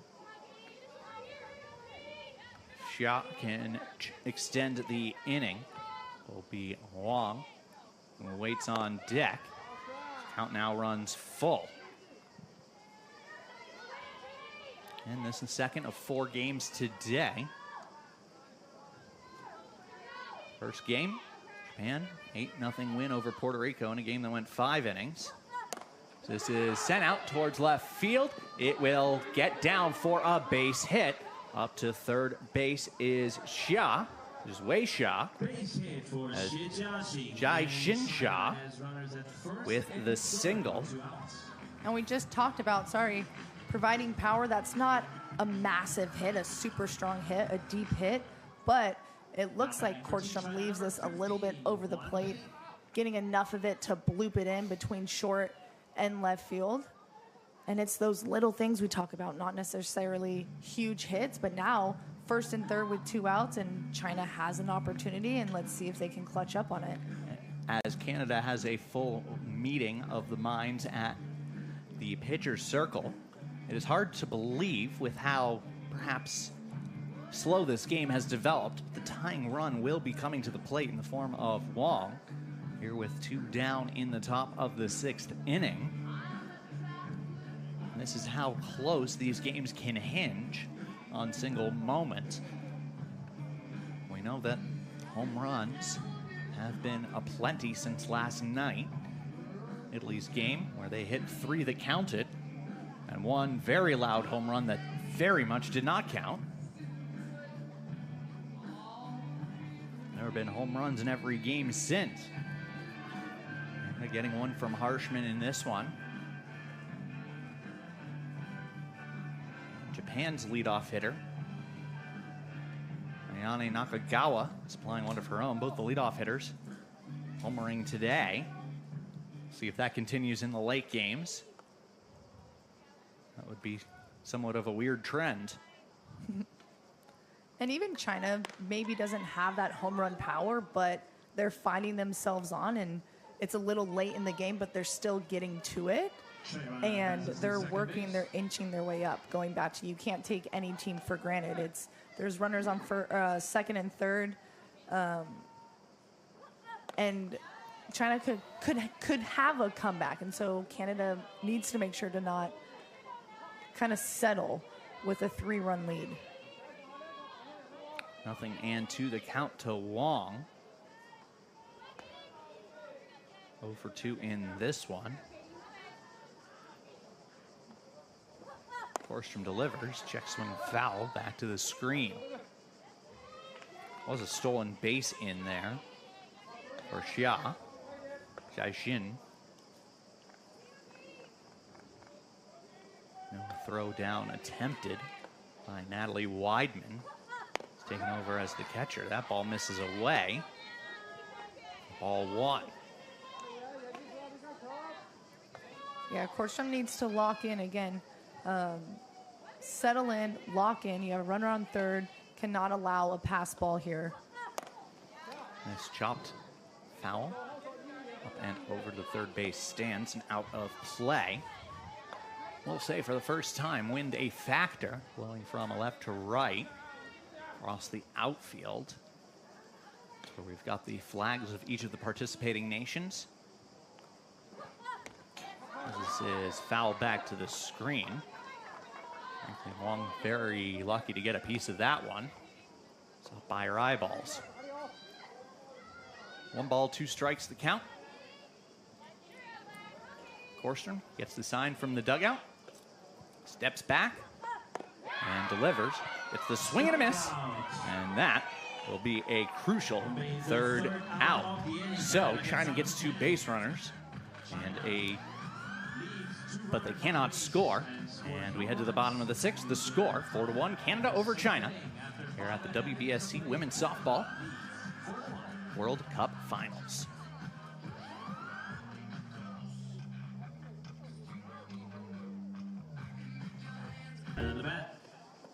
Bottom of the 6th inning. It'll be Natalie Weidman leading things off. In her first at-bat, she came on as a pinch runner in the 4th inning. Now she bats for the first time. Weidman, Harshman, and Polidori due up for Canada. A 4-1 lead here. Liu out on the mound yet again. He's been the best pitcher so far for China. Inning and 2/3 so far for Liu Kaifeng. He's not allowed to run. Only base runner she has so far allowed, or 2 base runners, I should say, has allowed 1 hit in the 4th. Run to reach second on an error by the left fielder. 1-1 the count.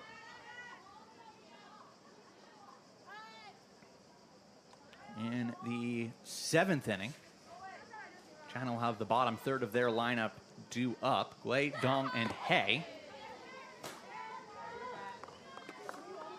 And to score 3 to tie. They will drop to 0-2, but they have scored their first run of the tournament at the very least. Canada, meanwhile, looking for more insurance. 3-1 pitch coming. Foul back into the catcher's mask. Runs full. That's tough in this heat. Catchers being out there squatting down with all that gear and then taking a foul ball to the face mask. She also wearing the old school style of catcher's mask with perhaps a little bit less padding than the modern masks would have, the hockey style masks. Right, she's got just the helmet piece and then the mask. That got her squarely on the jawline, it would appear. But as you have to have a certain mentality to be a catcher, and I'm certainly speaking for myself here, but I also think I'm speaking for my color commentator, which is why both of us were infielders and pitchers and not catchers. She's going to stay in the game and continue. Yeah. Well, you see the style of catching change throughout softball too. They kind of get down on one knee now. I call them sitting, but I'm also an infielder, or was an infielder. But no doubt is catching such a difficult position, and then you have to just be okay with a foul ball hitting you in the face and getting beat up back there. But both of these teams, all the players are doing great, composing themselves. It seems that a couple of these, the teams here at least, It's fouled back by Harshman, who homered, 2-run shot in her last at bat.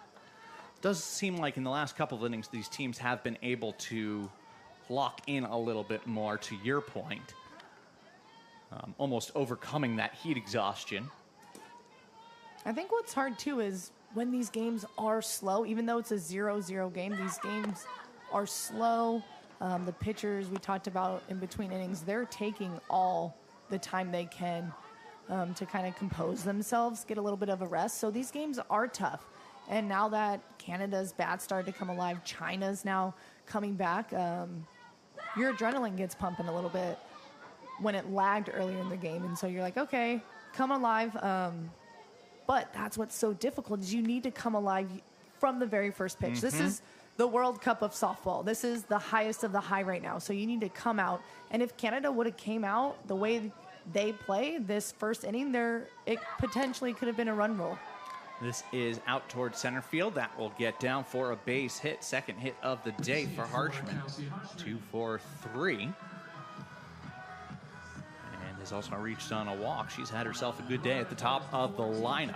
I think that's a great point, Amanda, especially because the run rule doesn't just save you time in the heat. It saves you pitches. It saves you aggravation. It saves you potential errors. It saves you scenarios where you might have to play out games in these opening rounds where you would prefer not to have to play those innings, because that also adds to your TQB innings played as this is skied out towards right field. Polidori is retired quickly for out number 2. Run rule is a tactic as much as it is a mercy rule in tournaments like this. And with all the teams so even, we were, to a certain extent, discussing, perhaps more on my side than anyone else, China being a team that could potentially be run ruled, partially because none of us had really seen China in a long time. We just didn't know what they had for a team.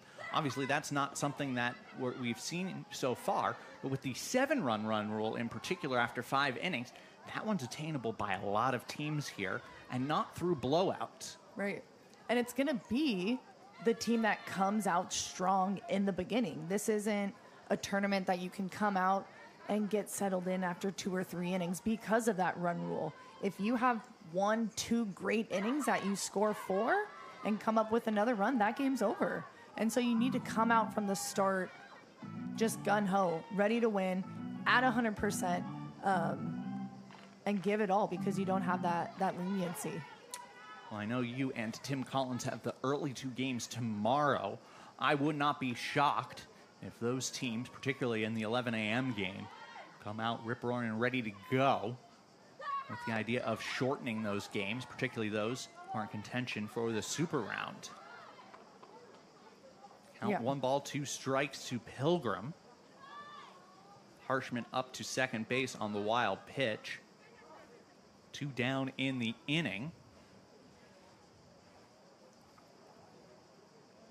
And even though these teams all have been here training, playing other games, or even games against between themselves, there's nothing like tournament play. Nothing can replicate that. So as day 2 comes along, as day 3 comes along, these girls are going to be sore. They're going to start to get injuries because they're going 100%. Not that they're not going 100% in a practice or a scrimmage, but this is tournament play. This is give all or lose. And so you're going to see them start to get a little heavier, get a little slower. But that's where the best in each country come alive, is whoever can do that less is going to come out on top. This out to right field. That gets down for a base hit. Play at the plate, not in time, as a crucial insurance run comes home in the form of Kelsey Harshman.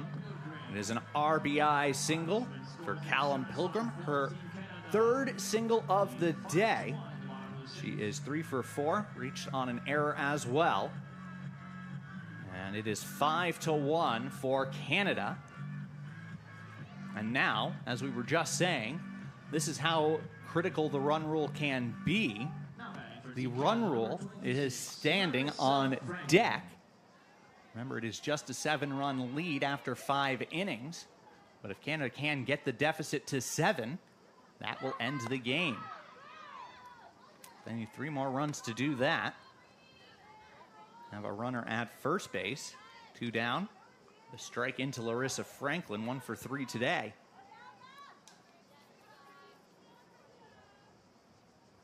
Liu kicks and deals. Sent out towards right field. Backing up is Dong, still going back to the wall. Off her glove and into the fence. No catch.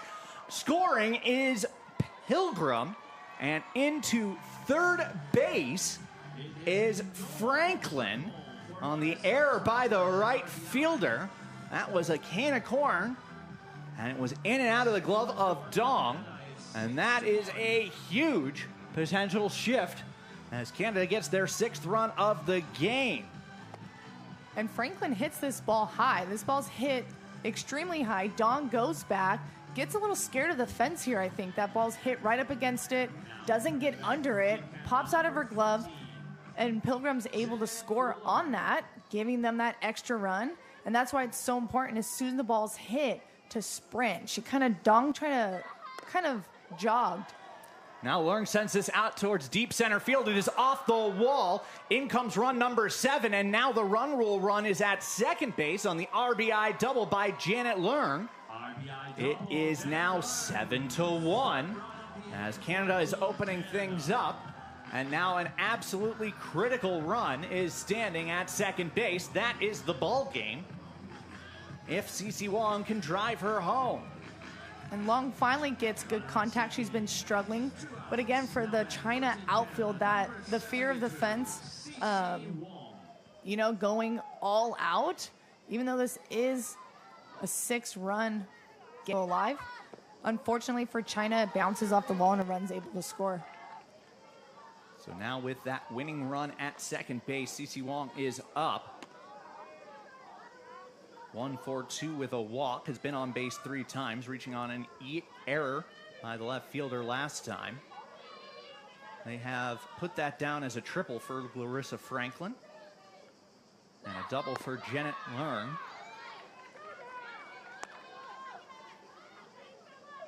And so, winning run at second base, 1-1 the count to Wong. Might just be a half an inning at this point that Canada can erase off the clock, but they'd love to do it if they can. 1-1 pitch. Just misses low and away for ball 2. Grace Mesmer waits on deck. And ironically, Yana Want would come after her. And I say ironically, because if Yana Want comes up to the plate, no one can bat in this inning after her one way or the other. Weidman can't make it up. There'll either be 3 outs or this game will be over. 3 balls, 1 strike, the count to Wong as she fouls it back to the screen to run the count full. 7-1, Canada has the lead, 3 runs home here. Canada's done all their damage in the bottom of the 4th and now the bottom of the 6th. To your point earlier, Amanda, that run in the top of the 5th looming incredibly large as this game would be over if not for that singular run. This skied out towards left field, but right at the left fielder, Jan. It is hauled in, and that will be out number 3. But 3 more runs for Canada. We head to the top of the 7th. 7-1, Canada has the lead over China. Here on GameTime.Sport, you're watching the Women's Softball World Cup Finals. 7-1.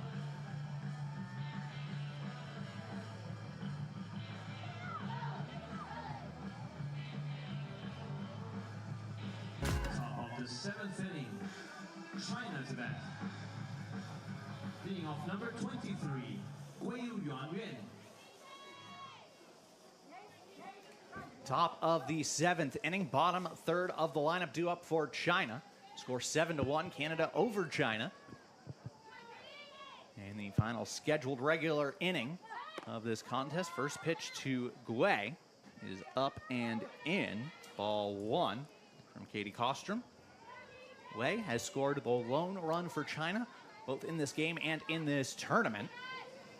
Gui, Dong, and Hay due up. Hay with the RBI double. Drive her in. Let's count now 2 balls, or 1-1. Chris Knobloch joined by Amanda Fama. And with 2 more games coming up with my broadcast colleague, Tim Collins.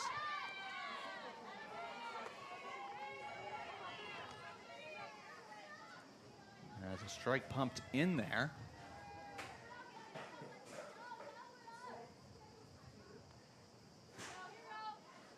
One ball, 2 strikes. Pitch down in the dirt. That will even the count at 2.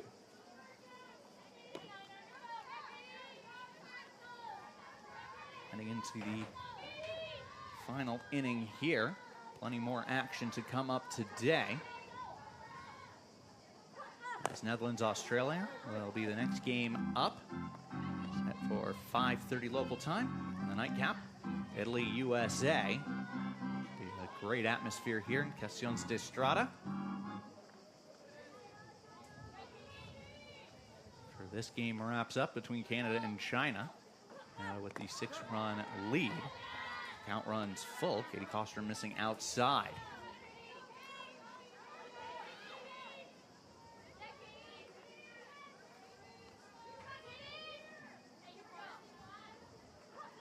Payoff pitch coming, and that will miss ball 4. Way on base again. Again by way of a walk by Katie Kostrom. So, Way at first base. That brings up Dong. Number 27. Dong 0 for 1. Also had a sacrifice bunt. Instrumental in bringing home that run for Guay. Guay off and running. This one out towards right center. Gets down for a base hit. Guay will head to third base, running hard all the way. And only paused to make sure that ball hit the ground. And now runners on the corners with no outs here in the top of the 7th. China putting up a fight in this final regular season frame, or regularly scheduled frame, I should say. And I like Gong going to third on that play. You can tell the center fielder's going to take control of that ball, and her momentum, her body is going the opposite direction of third, making it a more difficult play to pivot your feet and throw to third. So that's a very heads-up play for China. This one fouled back by Hay. Strike 1. Hay, RBI double in the 5th inning.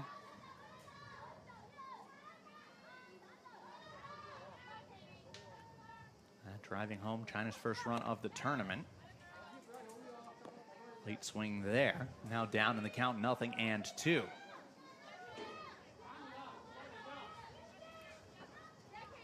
Top of the order up next. Yan Siwu, 0 for 3. There would be Yan Siwu.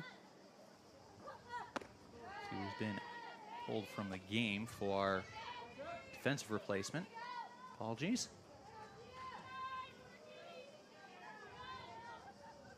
Actually,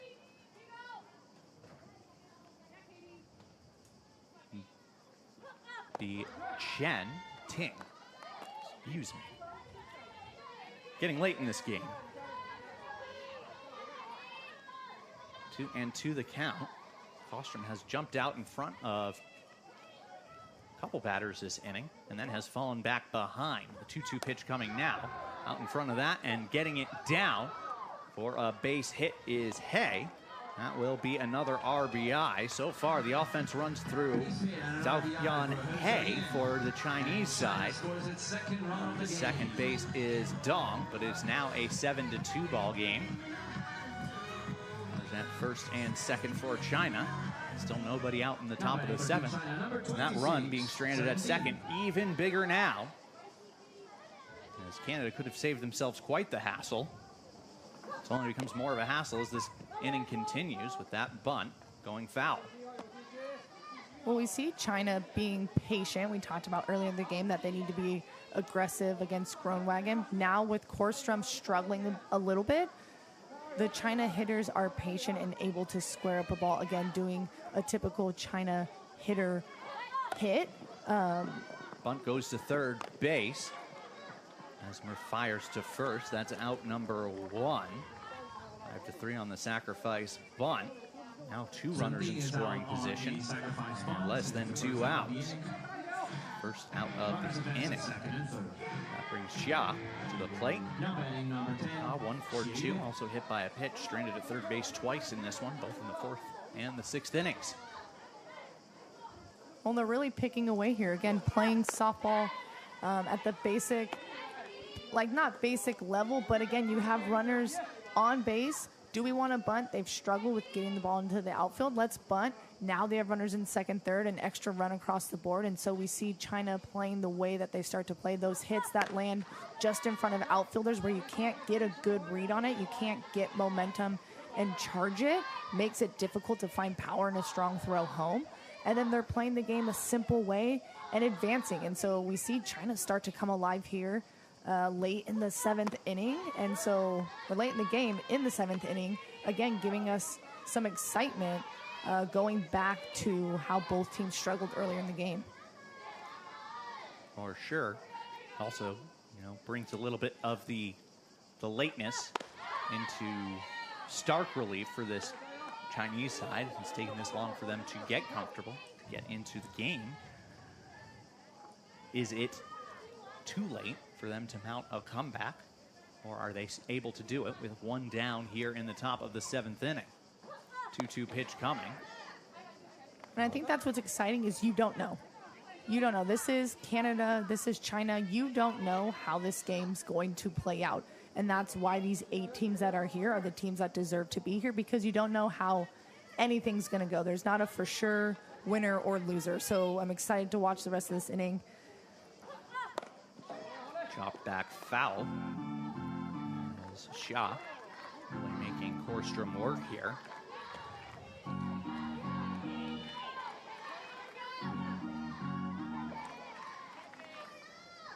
Korstrom gets the sign. 2-2 the count. 1 down. Runners at second and third. Pitch coming. This is low and away, and the count runs full. Katie Korstrom's really had trouble putting away batters. She does have a couple strikeouts in this one. So far, 4 strikeouts. She has run the count full quite a few times. This is line towards third. Mesmer has it, takes it to the bag herself, and that will be the ball game as China lines into an inning-ending, game-ending double play to third base. And this one wraps up 7-2. Canada will take this one. And for a team in Canada that had a disappointing result to a game that they really controlled for a lot of yesterday, this is an important bounce-back win. As Canada celebrates on field, China falls to 0-2 on the tournament.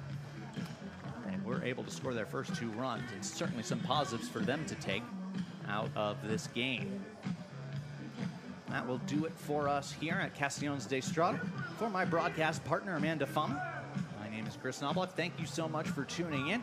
Make sure to tune in for the next games on today's schedule as the Netherlands takes on Australia. And Fama will have that game with Tim Collins. And the nightcap, USA and Italy. Should be a great game. That game at 8:30 local time. Next game at 5:30 local time here in Italy. But that does it here for this afternoon's game. The final score for the final time. Canada takes this one over China 7-2 and improves to 1-1 here at the 2024 Women's Softball World Cup Finals. Castellones de Estrada, thanks for watching. Thanks for listening. Make sure to tune in for the rest of today's action.